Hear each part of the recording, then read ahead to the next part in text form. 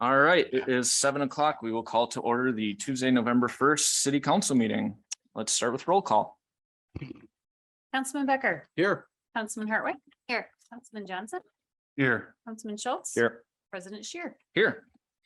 Next will be agenda item 3, which is a public hearing. 3A is the public hearing relating to the City of Fort Atkinson 2023 operating budget and 2023 through 2028 capital improvements plan.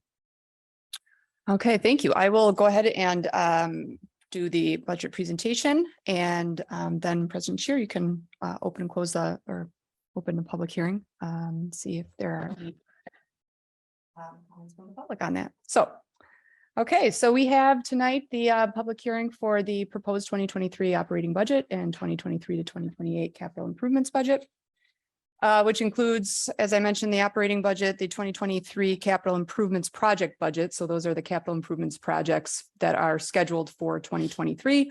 And then we also have the 2024 to 2028 capital improvements project plan. So these are things that are a little bit more up in the air, but they are planned improvements in the future. So this document is posted on the city's website and was distributed last week to the city council. I'll start by going through some of the accomplishments from 2022. We did qualify for the 2023 expenditure restraint program, which provided over $178,000 from the state for revenue for 2023. We completed our general obligation borrowing and established a 2-year cycle for borrowing.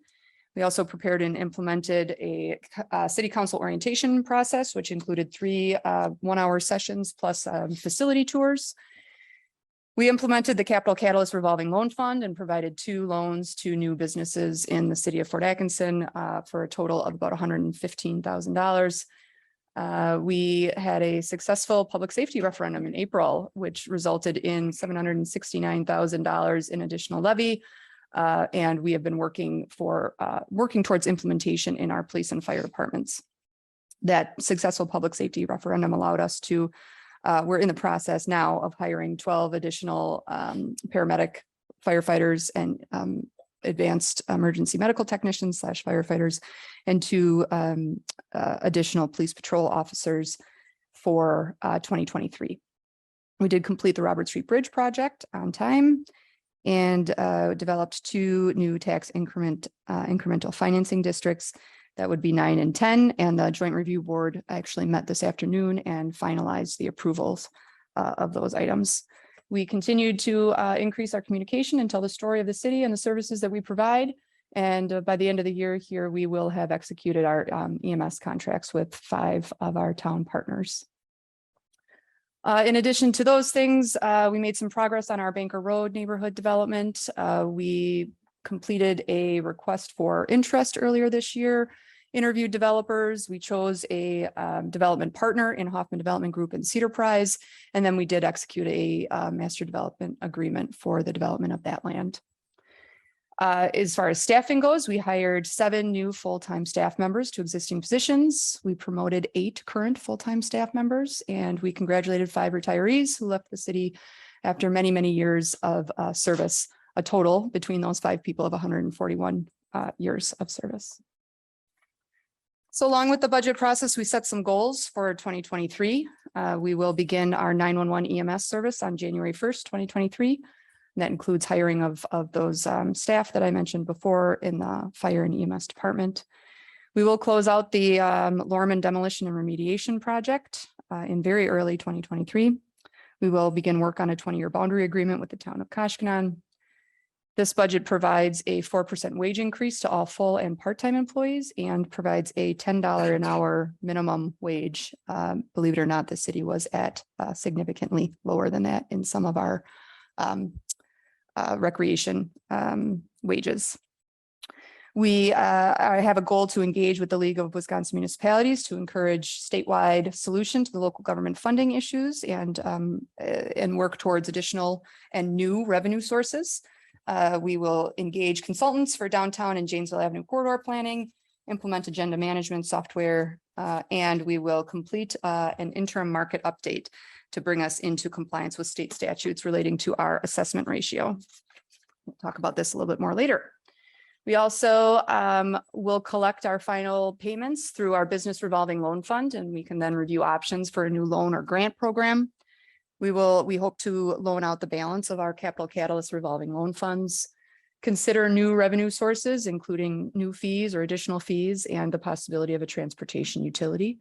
We intend to work with the school district on traffic circulation at the high school, including potential new access points and public rights of way.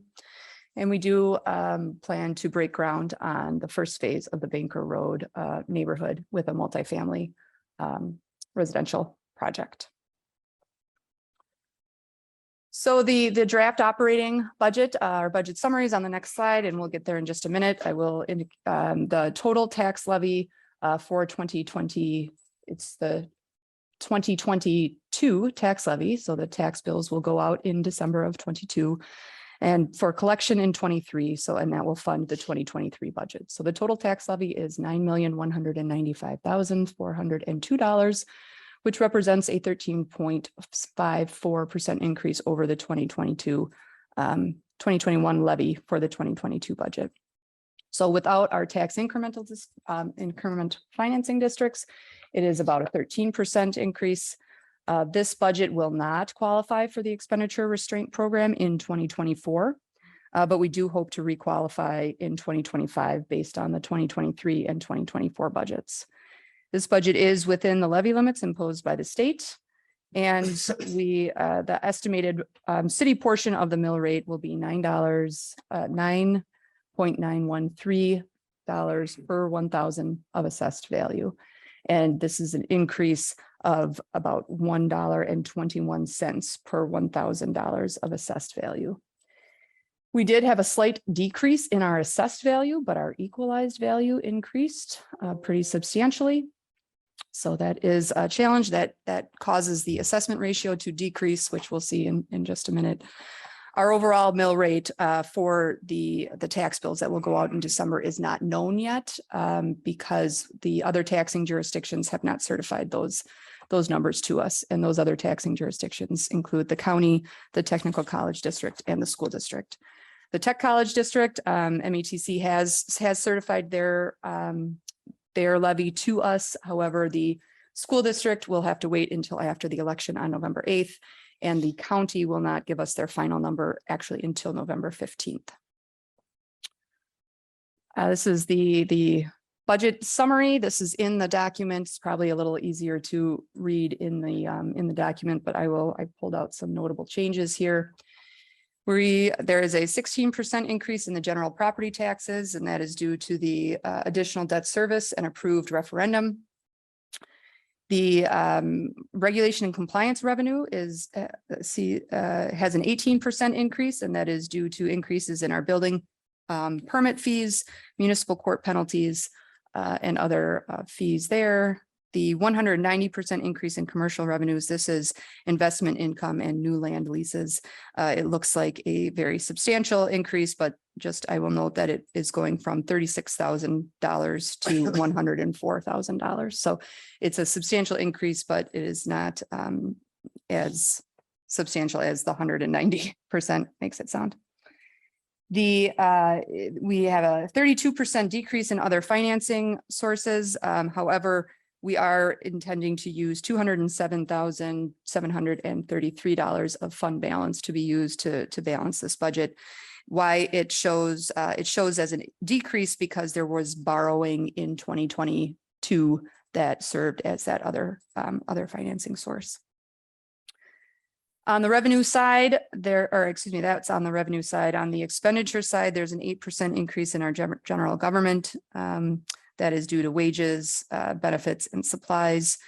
A 20% increase to public safety, which is additional staffing, wage increases from union negotiations, and again, the referendum, the additional staff through the referendum. We have a 4% increase to public works, which is made up of wages, supplies, and materials.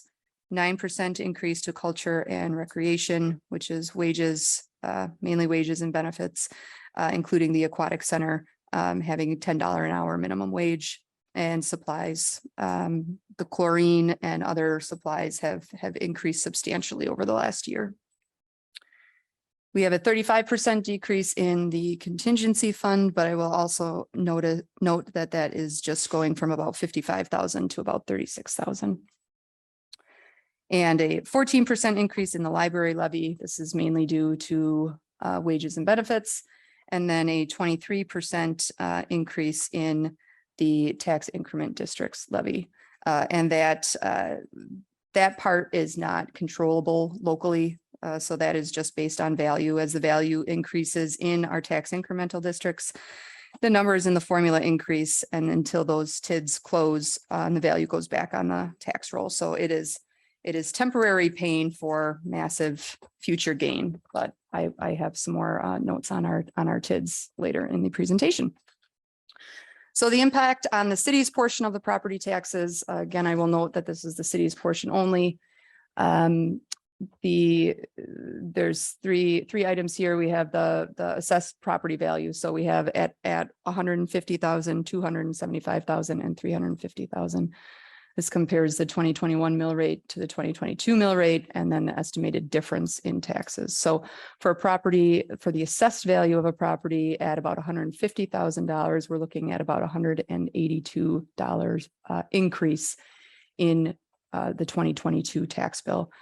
For a property assessed at $350,000, we're looking at about a $425 increase. As I mentioned before, the technical college has certified. The school district will not certify until the 9th, and the county actually won't certify until the 15th of November. But I do have preliminary data from them that we will be able to use. So this slide shows the 2023 general fund expenditures, including all levied funds except for our tax increment districts. So this is a total of about $12,431,293. So you can see the percentages, what makes that up. So public safety is at about 36%, public works 20%, culture and recreation 13%, debt service is 10%, and it decreases from there. So on the revenue side, this is where the revenues are coming from without the tax increment districts. Again, it's $12,431,293. You can see that general property taxes make up the vast majority at 69% of the general fund revenue, followed by state shared revenue at 17%. So it's a total of 88% between those two revenue sources. And the other smaller revenue sources are the items that the city actually has a little bit more control over, including the other financing source, commercial revenues, charges for services, regulation, compliance revenues, and then our other taxes. So this chart shows our the 2023 general revenues, not including the levied funds for other non-general funds. So the difference between this chart and the other revenue chart that we just looked at is the other revenue chart includes levied funds for specifically for the transportation fund, the library, the capital improvements fund, and those are the three other ones. So this is just our general fund revenues.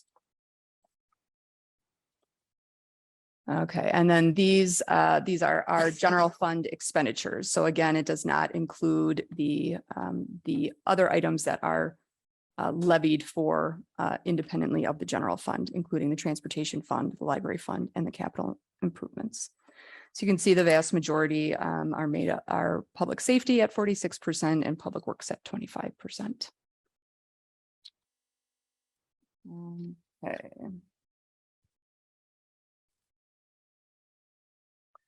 So the city's assessment ratio, the state statutes require that we are between 90 and 100%, 110% of fair market value.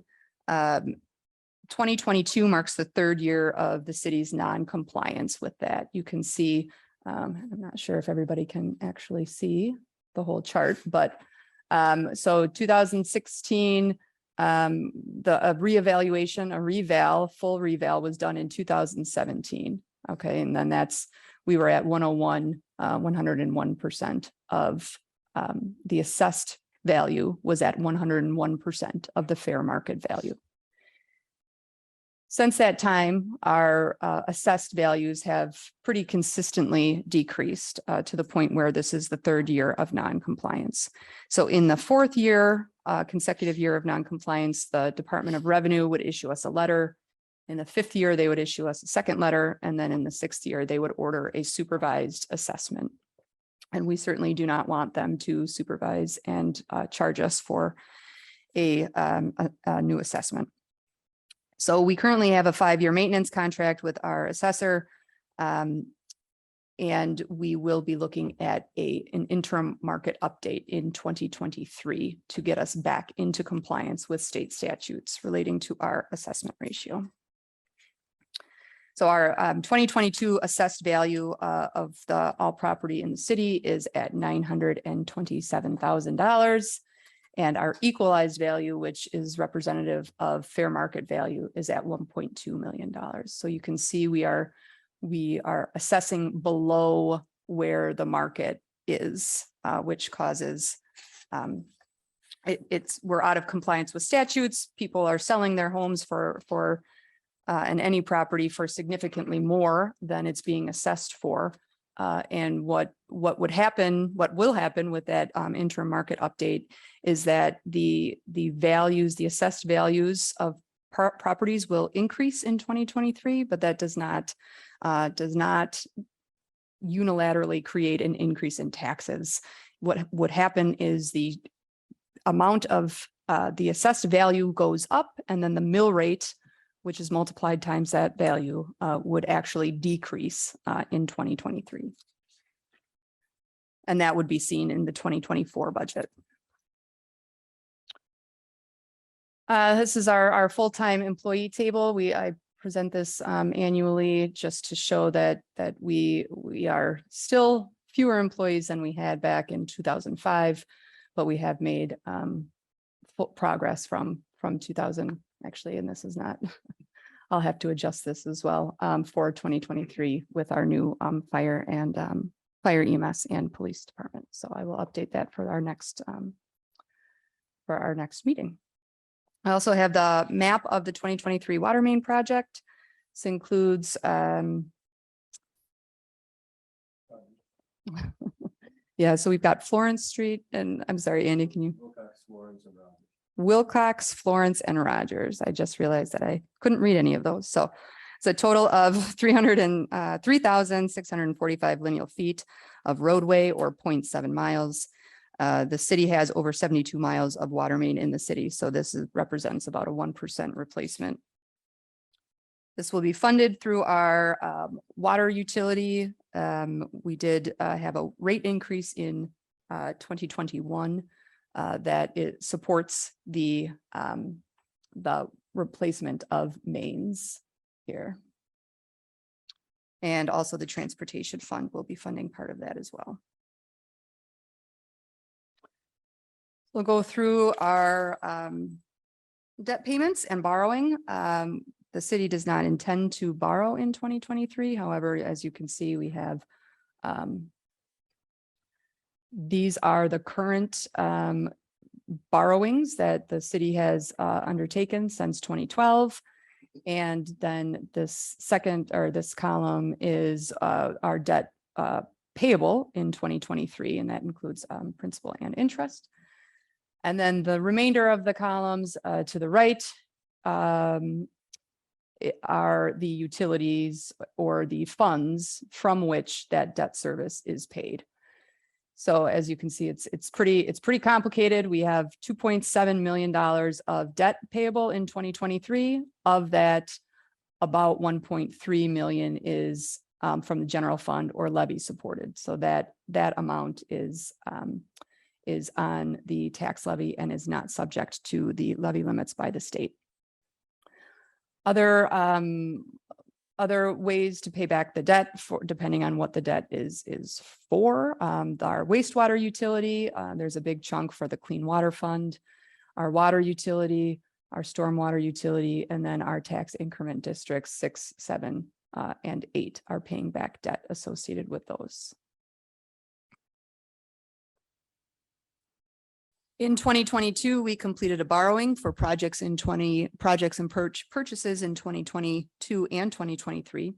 So in 2023, the CIP projects that we have that were included in that borrowing are a new police squad car, 2 dump trucks, plow trucks, some fire department turnout gear, hoses and equipment for the fire department, for a total of $454,000.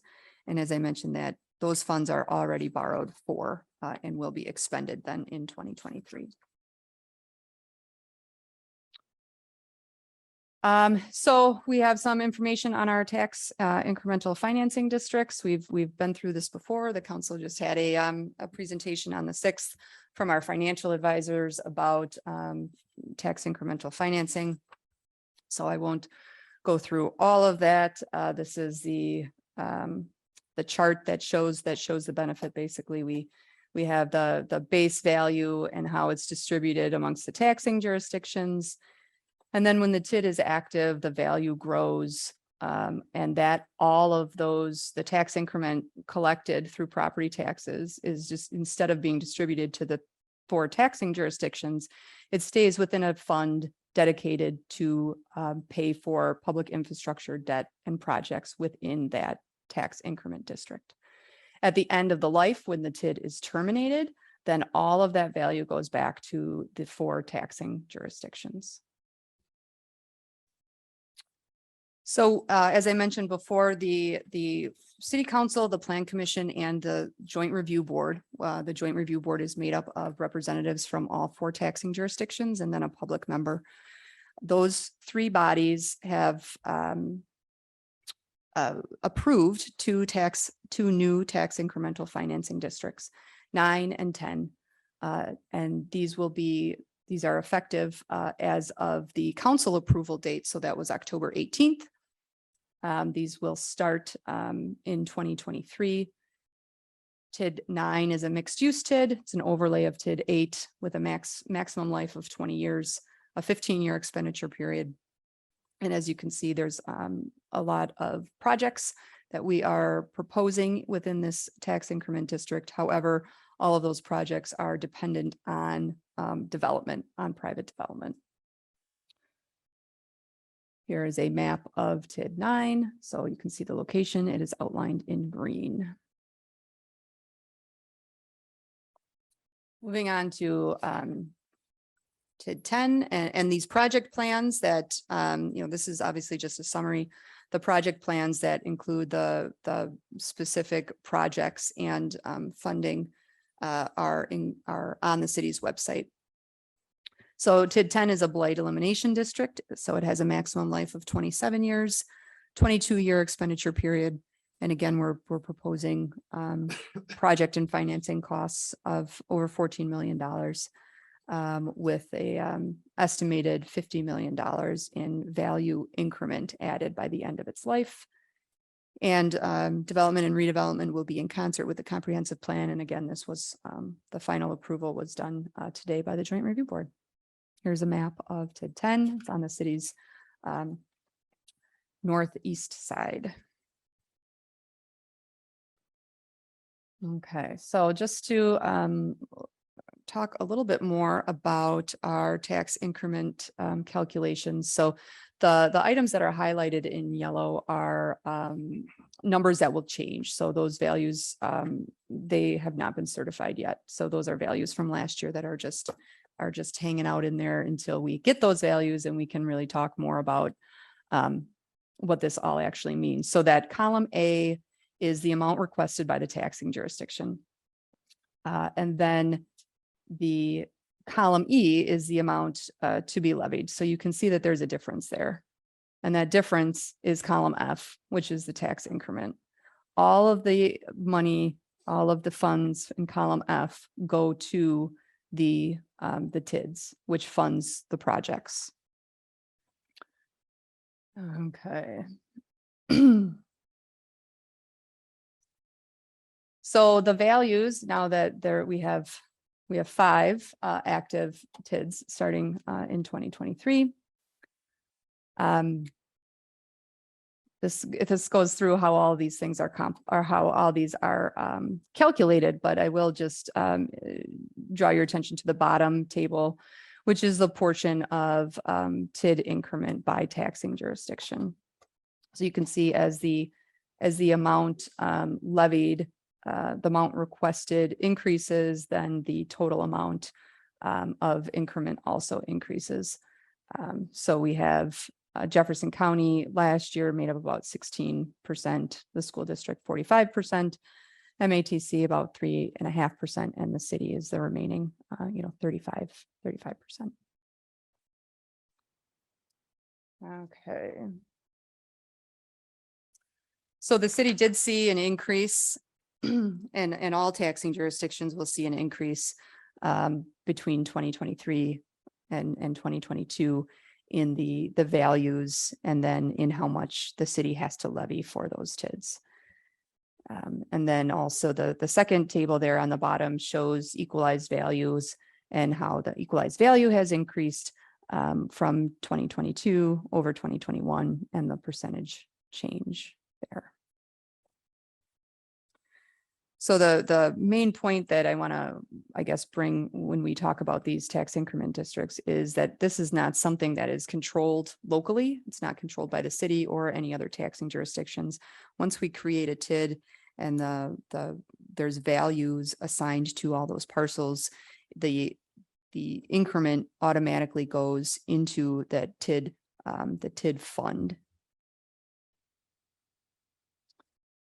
So this is from our public, the public hearing document that is published in the newspaper. It includes all of the city's funds. So when those charts at the beginning of the presentation that indicated general fund, so that is just this piece right here. Okay, then we have all our water utility fund, our wastewater, water utility fund, debt service, transportation fund, business revolving loan fund, EMS fund, et cetera, et cetera. So there's a lot of different funds. And this final column over here, the property tax contribution, shows the contribution from the property taxes for each of these funds. So you can see that the funds like wastewater utility and water utility, they are not supported by the levy at all. Those are supported by the utility fees paid for by the users of those utilities. So the only funds that have property tax contributions include the general fund, the debt service fund, transportation, and our tax increment districts, the library, and then our CIP. There's a few of these that we are projecting an end of year 2023 deficit, and most of it is just a difference in timing. The transportation fund, for example, that will not be negative at the end of 23. The EMS fund will not be negative. The Clement Business Park, TID 6, that will continue to be negative until that is paid back, but slowly we can see our January 1 estimated fund balance, the total revenues expected in 23, the total expenditures expected in 23, and then that gets us to the end of the year balance in 23. As you can see with with our TID number 6, we're projecting a start of year balance at about a negative 1.3 million, but then more revenues than expenditures, which will decrease the overall negative balance in that account. When that negative balance becomes positive, we're able to close that TID, and then all of the value will go back onto the general tax roll. I will note TIDs 9 and 10 will be negative will have negative balances by the end of 2023 because there are no revenues. Increment will not start to come into those funds until either 2024 or 2025. So these costs are creation costs. They are the cost to create, to pay our consultants, to the costs we pay fees to the state to create TIDs. And then we also have administration costs for those that we pay staff members, including myself, out of those tax increment districts for the work that we do within those districts. Okay, so that is the presentation. And you're welcome to.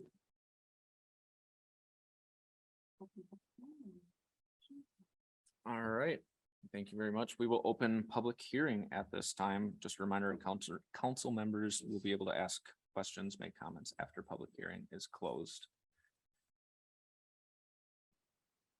If there are any, if there's any input from the public, now would be the time in which to do so. Whether that is in person or via Zoom, just please state your name, address. I see we have one on Zoom. Put a hand up. Go ahead, Michael. Yeah. Okay, can you hear me? Yes. Okay. My name is Michael Tice. I live on Heritage Drive, which is, I'm right on the corner of Heritage and South Highland. So I'm in the city limits. I just moved into a new condo here. And a couple comments, being new, but also wanted to publicly say thank you to the city manager there. I've have provided information to boards at various levels, and this is a very comprehensive report, and thank you. It sure got me up to speed. But one comment on it though, I can appreciate the additions being made to public services in the forms of the extra police and EMS services and all that. I think that's good. But one bad part that we have, I think, in the city is the ability for your residents to actually connect to those services. I live in the southeast side here, and I know you guys are working on some of these cell tower issues, but our service here is terrible. I get call drops very much, and I have kind of a quandary in knowing this is the first municipality I've seen with a large water tower without any antennas on it, and I find that rather odd. And the one that does seem to service us, being over by Space Saver, the height of those antennas, I don't think they're high enough to clear the hill that I live on the other side of, and where perhaps that water tower would make that better. I know I took a hike out on the Dorothy Carnes Park here this last week, and I had 4 bars and 5G service in Dorothy Carnes Park, way better than one I can get in my home in the city limits here on the southeast side. So that was about the only comment I have to make, and I certainly hope that the council does prioritize doing something about better cell service within the city, especially on the southeast side, because no one has landlines anymore, and it is an important way of calling up emergency services when you need them. You need to have your phones working. So with that, I'll just mute myself out of it, and thanks for everyone's work. Thank you, Michael.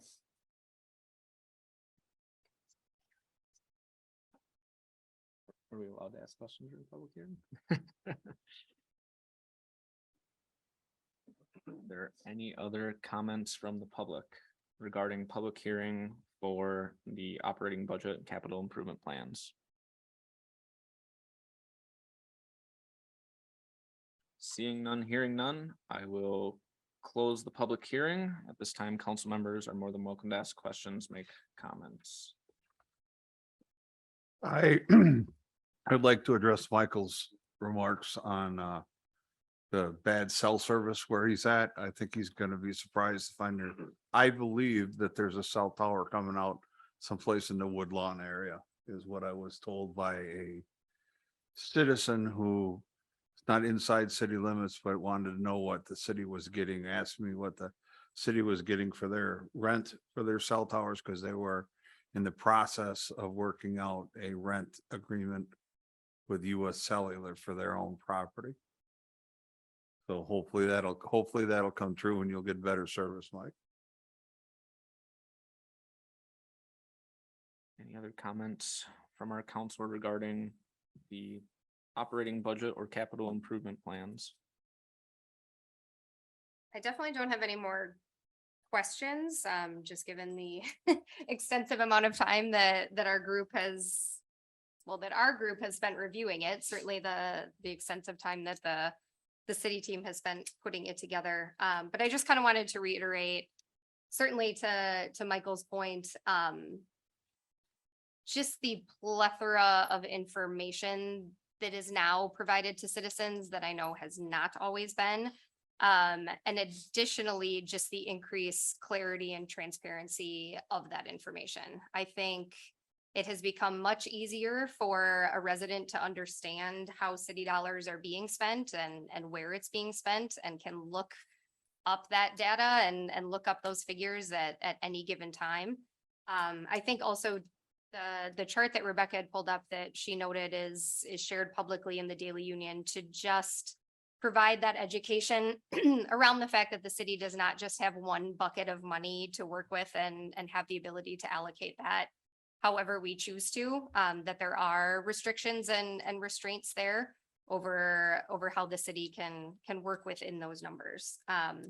So I really more just a general comment that I just appreciate the time that has been put in by the city side. I certainly appreciate the handful of residents who have reached out. I've through a couple phone calls I've received, a few emails, some Facebook messages of people just asking for some additional information and wanting to understand the budget better. I would love to see more of that going forward. So anyone listening, if you have questions next year as we're going through this process, please ask them or continue to ask them this year. But I'm very appreciative of the information that is shared, not only from my perspective to make sure that myself and my colleagues are understanding things well before we are making decisions, but certainly that all residents are able to see that truly every penny the city is spending is allocated and clearly laid out for anyone who desires to review that information. So just appreciate the engagement and look forward to continuing and ongoing questions from Fort Atkinson folks who might want to learn more. And I'll just make a couple quick comments. So this is what the actual budget document looks like. It is posted on the city's website. There are, if you don't get the bookmarks when you open it up, please try to add the bookmarks because it's a lot easier to navigate. But just to that end, we do have there is a table of contents and it's all linked, and then it's organized by fund with narrative. And as I mentioned before, this is the draft budget for the public hearing that is tonight. We are not requesting any formal action by the city council. This will come back before the city council on November 15th for final action and adoption. But I would be happy to answer questions if other council members have questions on the presentation or the draft budget document. No, I'd just like to say, compared to other cities that I've reviewed, the budget that we've seen in the past couple of years, although over 200 pages long, is very transparent. Provides not only just the raw numbers, but as well as like narrative behind it, which is something I think is we demonstrate better than many other communities in our area. So that's helped prepare me as being the newest city council member, really understand where all the money the city, can utilize, how that can be utilized or get spent within the city. So thank you. I'm also appreciative of the new budget format. Historically, we would receive a binder about this thick with tabs that was tough to get through, and now we are better at telling our story from a financial picture, not only of what we have done but where we are going. I'm also appreciative that our city staff is able to put together such a thorough budget, and again exemplifies how they are cognizant of every penny that gets spent within our community. We are, like many communities and many people, we are trying to do as much as we can with what appears to be less and less and less. So appreciative. Thank you. Any other comment on this item? I appreciate the presentation once again, and I just applaud the city manager and staff for, I think it's important for residents to realize that so much of what we do with the budget is constrained by outside factors and things beyond our control. But I appreciate some of the goals that were achieved here, particularly giving our hardworking city employees a decent raise and raising the minimum wage that we're paying even our part-time and seasonal employees. And I really applaud that because I think right now that's more important than ever. We all know how hard it is to attract and retain good employees these days. So I really appreciate those efforts. And I think just to reiterate to city manager's comment that we will not officially be adopting this until our next meeting. So that does still leave some time for folks to listen to this meeting and review that presentation and review the budget. And certainly any of our city employees or any of our council members up here are happy to answer any budget questions or provide any clarity on those things for residents who might have questions about certain line items or want to learn more. All right, we will move along to agenda item number 4, which is public comment. Just as a reminder, the city council will receive comments from city residents. Comments are generally limited to 3 minutes per individual. Anyone wishing to speak is required to sign up in advance or state the following items for the record when called upon. That would be your name, address, subject matter, and contact information. No action will be taken on any public comments unless the item is also elsewhere in the agenda. We had nobody sign up in person. So this will be a first call for public comment, either in person or via Zoom. This is a second call for public comment. This is a third and final call for public comment. Seeing none, hearing none, we will move right along to agenda item 5, which is our consent agenda. The consent agenda that is outlined is presented for action by the city council. Items may be removed from the consent agenda on the request of any one council member. Items not removed may be adopted by one action without debate. Removed items may be taken up either immediately after the consent agenda or placed later on the agenda at the discretion of the council president. I move to approve the consent agenda as presented. Second. We have a motion and a second. Any comment or discussion about the consent agenda items? All of those in favor signify by saying aye. Aye. Opposed? That motion carries. Agenda item 6 is petitions, requests, and communications. This evening, we have none.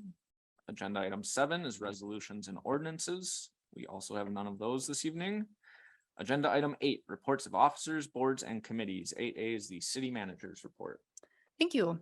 So as I've noted previously, the city was represented by several staff members and elected officials at the League of Wisconsin Municipalities Annual Conference in La Crosse about 2 weeks ago.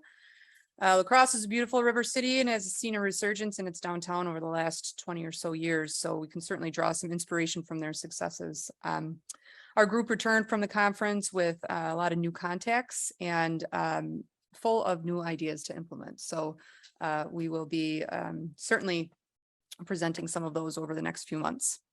The city celebrated Halloween on Sunday and Trunk or Treat on Monday. Both events were very successful, and as we saw on the consent agenda tonight, and we will again in 2 weeks, there are many, many more holiday special events coming up over the next 2 months.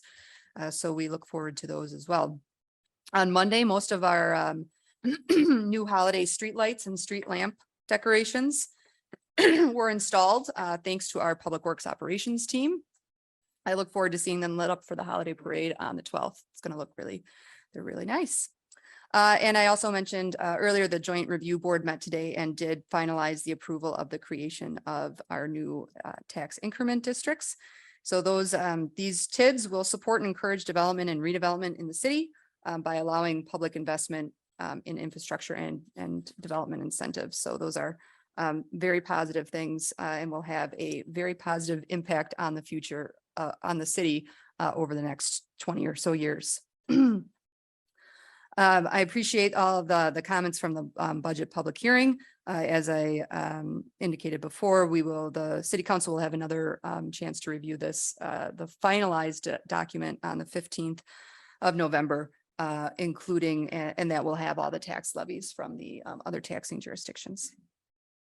The Wisconsin Economic Development Association, or WEDA, is putting on an Economic Development 101 course tomorrow night in Jefferson, sponsored by the Jefferson County Economic Development Consortium. The City Council, Plan Commission, and Economic Development Commission members were all invited to attend, and as well as similar types of elected officials and appointed officials from the other JCEDC members throughout Jefferson County, the greater Jefferson County region, I should say. Finally, the 2022 general election is 1 week from today on Tuesday, November 8th. Polls are open from 7 a.m. to 8 p.m. here at the municipal building. Please vote. And I just want to also thank all of our city staff and election officials who work hard to ensure that all of the rules are followed and we have transparent, free, and fair elections. So thank you, Michelle, to you and your team, and to our parks folks who put down those very heavy mats and set up all of those things. And of course, all of our election officials. I'm thanking them in advance, hoping that they all show up bright and early at 6 a.m. or whatever time Michelle wants them to show up on Tuesday. So that's all. Thank you. Thank you. Agenda item 9 is unfinished business. We have none this evening. Agenda item 10 is new business. 10A is the review and possible action relating to a certified survey map for the property located at 121 Jackson Street and 711 Sherman Avenue.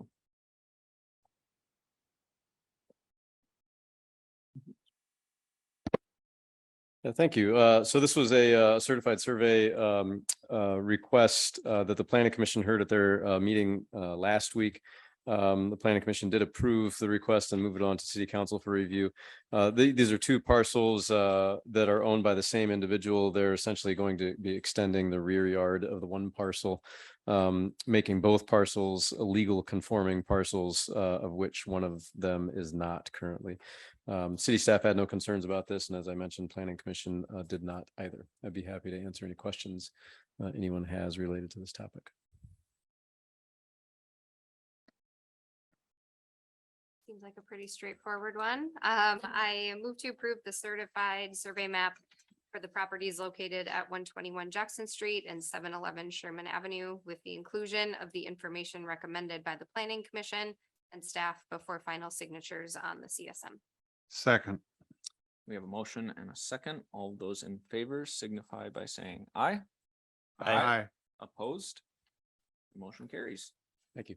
Thank you. 10B is the review and possible action relating to an extraterritorial certified survey map for the property located at W7462 County Road C. Yeah, thank you. This is within the, I think it's 1.5 miles. So the city review all land divisions within a 3-mile radius of our city boundaries. Council, I don't remember when, 2 or 3 years ago, gave permission to city staff to approve those that are within the 1.5 to 3 mile boundary. City manager Lemire and myself can approve those and simply provide quarterly updates, I believe, to council of those approvals. This one is within that 1.5 mile boundary, and those come before Planning Commission and City Council. This particular request is consistent with what we've seen in the past. It's a kind of a separation of the residential portion of the farm from the agricultural portion. City staff had no concerns with the request, and Planning Commission did not either, and moved it on for your review. I'm happy to answer any questions you might have related to this. Yeah, and a pretty simple one. I will make the motion to approve the extraterritorial certified survey map for the property located at W7462 County Road C. Second. We have a motion and a second. Any discussion? All of those in favor signify by saying aye. Aye. Aye. Opposed? Motion carries. Thanks. 10C is the review and possible action relating to the purchase of a replacement sewer televising camera for the Department of Public Works for $18,000. Evening. So I put together a memo for you all that I realized after I wrote it is quite long-winded, but there's It's a long story behind the camera. We've had this camera in use in the city here for 21 years. It served us very well. And for the last 4 or 5 years, we've kind of limped this camera along, making sure that we can still televise what we need to televise when we need it. Over the last 2 years, we've suffered some pretty catastrophic failures with the camera and are no longer able to service the camera and it does not function. At this point, we've relied on a couple of other outside communities to help us when we need them. But essentially, what I'm asking for here in this memo is to replace the camera that's failed with a used system that is a very large cost savings to us, and we will employ that in the use of emergency situations such as road failures, sinkholes, and those kind of things, possible clogs within the sewer system that we have in functioning right now. I think the wastewater facilities budget for the CIP for this year set aside $18,000 for some software, management software, and they've been able to find a subscription service that will function for them and provide them what they need for a reasonable fee. Paul was nice enough to let me know that. So Rebecca and I talked, and we're going to request that I use those funds and acquire those funds to acquire the camera. We reached out to a couple different manufacturers and some suppliers, and essentially the new cameras run between $65,000 and $78,000. So this $18,000 camera, which is in very good shape, should serve us for the next 10 to 15 years. I will just add that due to the use of this camera on, wastewater and water and stormwater pipes, we do find it appropriate to use wastewater utility funds to purchase it. Hard to complain when you find something that's used but good and a quarter of the cost of the a new unit. So it's Yeah, had I been able to plan in the CIP for a future date, I would have done so. But the reality is the situation came up kind of short notice, and I'd like to take advantage of it while it's available to us. I will also note that Tom has been putting this in the capital improvements budget for several years, and I have continued to take it out and move it because we couldn't afford it. Yeah. So this is a little serendipitous as well, that there is money available and that we are able to use those funds to purchase this used camera. So thank you for finding another way, Tom.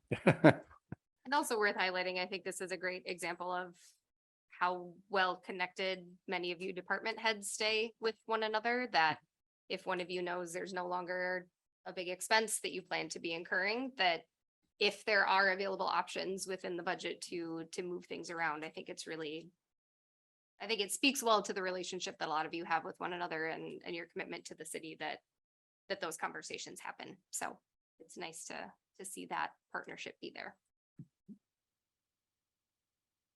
That being said, we need at least another 21 years out of this. I will do my very best to get 21 years out of it.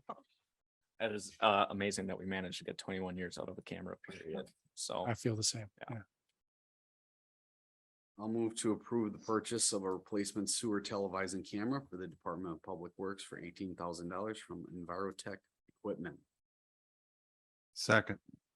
we have a motion and a second. Any further discussion? All of those in favor signify by saying aye. Aye. Opposed? Motion carries. Thank you. Thank you. Agenda item 11 miscellaneous. This evening we have none. Agenda item 12 claims appropriations and contract payments. 12A is the review and possible action relating to the verified claims presented by the Director of Finance and authorization of payment. I move to approve the list of verified claims presented by the Director of Finance and authorize payment. Second.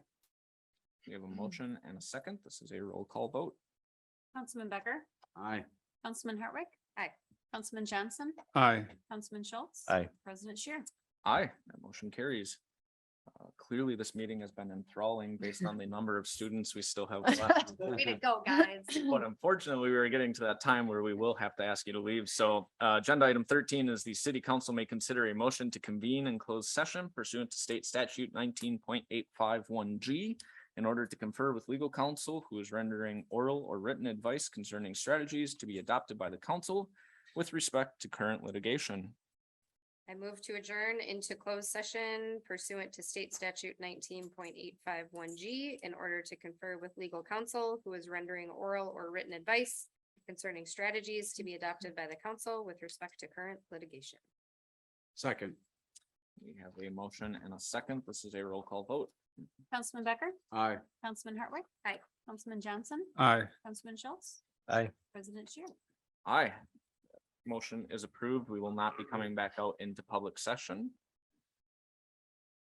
This time we'll ask everybody to exit. Thank you. Thanks, guys.